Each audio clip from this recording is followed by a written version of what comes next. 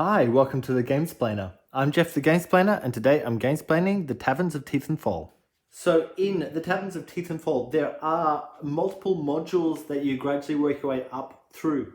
This video, I will just deal with the very beginning base elements.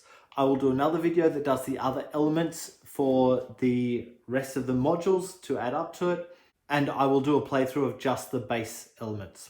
So in this game, the whole idea is that you are trying to fill your bar or pub, whatever you want to call it, with guests. Once all of the tables are full, that is all the guests in that you are going to get. You will then roll the dice, select one, then pass your platter of dice across to the other player and they'll do the same to you. You select one of theirs and pass it back. Or if you're playing with 3 or 4, you pass it around the table so you're continually choosing from someone else's dice. Then you're selecting where on your board each of those dice are going to go, and then you're getting the stuff in. The stuff that you're getting in, realistically what you're looking for is beer and money. Beer will enable you to get more stuff into your deck in terms of customers. Money will enable you to hire more staff, which will allow you to get more beer or more money or shift the dice around or add extra dice in, etc. The game is tracked up here with this marker, so there's 8 rounds total in a game. Underneath each round, you'll notice there's some little pictures or markers that allow you to do stuff or give you stuff. So on the first round, you'll get one of these guys in. They come and they sit at the bar. They could be this way up or this way up. It doesn't matter which way up you put them. When you use them, if you use them, they can be on either side, so it doesn't actually matter. You're just pulling them all in. The next bit, once again, happens simultaneously, and this is where you go through the deck. So if you pull out a guy who's sitting at a table, you put him at the table. If you pull out this card, he goes there, which means that when you roll that, it'll get you 2 beers rather than just the one. This allows you to get one of these dice. This one goes to the table as well. This one allows you to add one more table in, and then those 2 are the same as the previous ones. As soon as you filled up all the tables, whatever's left in the deck stays in the deck and goes back there. If you happen to pull one of these out of the deck, it would go there. If you pull one of these out of the deck, it would go here. Otherwise, those 3 are all covered. For each server that you drew, you take one of your own dice. Notice you've only got a maximum of 3 of them, but you take 1 for each card that you've got. If you have 4 servers, you're only going to roll 3 of them anyway. And that's a die that you will get to place for yourself when we get up to placing dice. So whatever you've rolled, that's definitely for you. Then everyone rolls their 4 dice, puts them onto their platter, and then we start selecting one. So each person will select one. What you're looking at is, at the moment, each of the guys who are sitting at the tables have a roll of 1 or a roll of 2. So either of those 2 could go onto this guy or this guy. There aren't any 2s up there. This guy needs a 5. What that guy allows you to do is move around this track. And when you get up to certain points on the track, you will gain bonus stuff in or bonus cards, depending on where you're up to. You can place any die there, which gains you 1 extra money. You can place any die there, which gains you 1 extra beer. And you can place 1s or 6s there. So notice there is no 3 or 4 at the moment. This is where the 3s are. And there'll be cards that have a 4 on them as well, which are worthwhile getting into your deck so that you've got somewhere at least to put the 3s and 4s. Otherwise, you just need to go there and there. If those 2 spots are full up, then you're not going to be able to put any more dice in at all. So this player might take a 1. Let's imagine that player does the same. Let's pull some things out. Then you swap things. He'll take the 6 and he'll take the 1. Swap them out again. He'll take the 1 again. And this player might as well take the 4. Then they swap again and get the last die. The next phase is the placing phase. So once again, everyone does this at the same time. All 3 of these dice could go down here. Notice there's little dots. That's telling you that any number of dice can go into a spot. This one has dots, so any number of 5s could have gone here. There's nowhere for 4s to land, so this 4 will need to go there and that 4 will need to go down there. Then we get to serving the guests. Let's, just for the moment, I'll put one here just to show you what that does as well. Okay, so what happens, you can serve guests in any order you wish. This guy has managed to get 1 money in here and 1 money in here, which is 2 money only. The only card that he can buy for 2 money is this card. So he's going to purchase that one for the 2 money. He could have not purchased a card at all and banked the 2 money for next time, so he could get some of the things further up, but for the moment he'll just take one of these lower cards. So we've seen what this card does. This card, when it comes out, is going to go next to the board, and what that does is gives 1 more beer. It doesn't matter how many dice or no dice, it's always gives 1 more beer. If he had enough to purchase one of these cards, it would go here, and what that enables you to do is look at the numbers and go, oh, I want that one to be a 4. So you're adding 1 to the die. So that was the money portion done.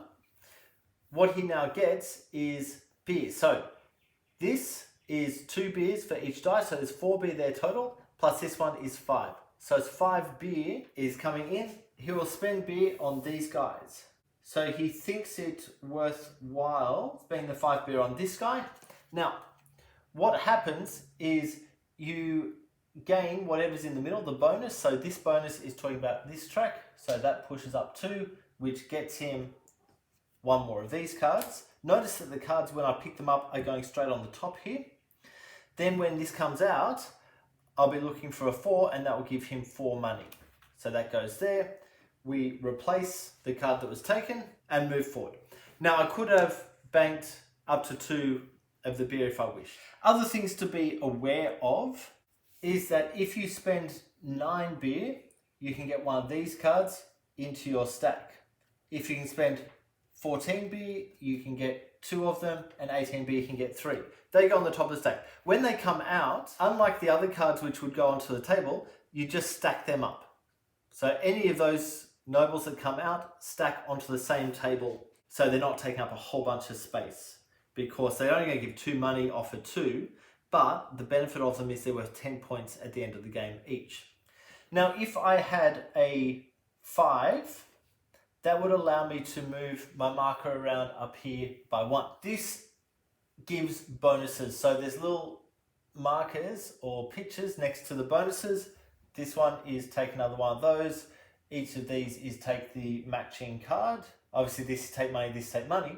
He's going to spend this guy, which allows him to push around there further. If he had spent that one, he would have been able to get rid of all of his cards and deal again. He should have done that earlier in the turn once he's placing all the guys, but he didn't need to this time. So he spends that, which allows him to get to this marker. That allows him to remove one of the cards in his tavern for the rest of the game. So he might, as long as there's no die on it, so the placement of when you do the things is actually important here.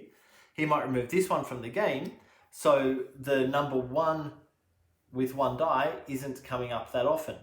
He may choose to remove this one to get rid of the 2, because there's more of the 2s in the deck, but 1s can go down here to get beer in. Now the other thing that you're able to do is to upgrade stuff that's in your tavern. There's a little cost on the top of each of the cards. So in order to upgrade this, it would cost 6 money. So if he had brought in 7 money, he might spend 6 of it to flip that card over, then put that onto 1. That allows him to bank more money. This one allows him to bank up to 5 beer, and it costs 7 money. Bearing in mind, when you flip one of these over, you also take one of these noble cards. So it's actually 10 points for flipping a tile over.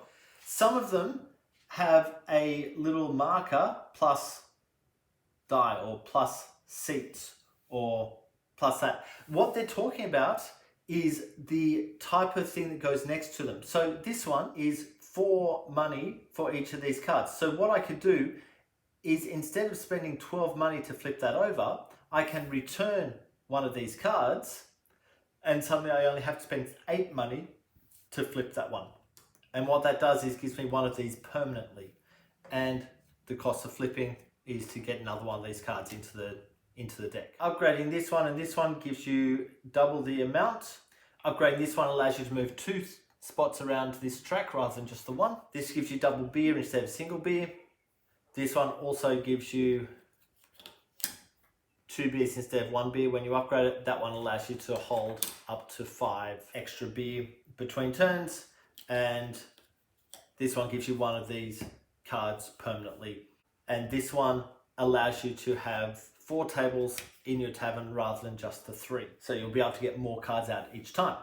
The serving of the guests happens in turn order, so whoever has this serves their guests first. The reason that is important is because they will take cards from this line and those cards will be replaced once all the guests have been served. You're only allowed to recruit 1 of these cards in each turn. As soon as that has been recruited, all cards that come from there go face down, by the way, on the top of this deck, so they're going to be the next thing to come in. But once you've recruited 1, you replace it with there. This is a pile that's always worth 3 beer, and so those cards work the same as these. We just work our way down them, but you can still only recruit 1 per turn. You can, however, turn over as many of these as you can afford. The only time you're not going to get one of these cards in for turning 1 of them is on this action. So whenever you have that action, see how there's a cross on the crown, that means you don't get one of those cards. Otherwise, moving through here, they gain extra stuff. So that's one of these cards or a beer card. This one is one of these cards, or use one of these dice for this turn. That one is a table or a plus beer card, one of those guys. And then the last one I've already spoken about. I think that I have covered everything necessary for the game, so I will leave it there. If you have any games that you would like to be Gamesplained, please shoot me an email to thegamesplainer@gmail.com. Follow me on Instagram and Twitter @thegamesplainer to keep up to date with the games that I'm playing. Subscribe to my videos to keep up to date with the games that I'm gamesplaining. And until next time, enjoy gaming.